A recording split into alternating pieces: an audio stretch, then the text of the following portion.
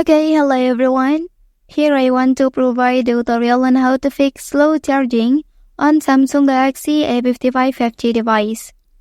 Well, slow charging on your Samsung device can be quite frustrating. So here are some steps you can take to fix this issue.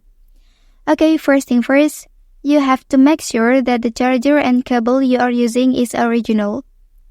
Well, next you can activate Put on Use Apps to Sleep feature to limit battery usage for applications that you don't use often. Okay, the way is, please open the settings menu on your device. Okay, after that scroll down here, then select battery option. Okay, and on this page, tap on background usage limit. So now you can turn on this option, Put on Use App to Sleep. Well, and for the next step, you can activate fast charging on your device.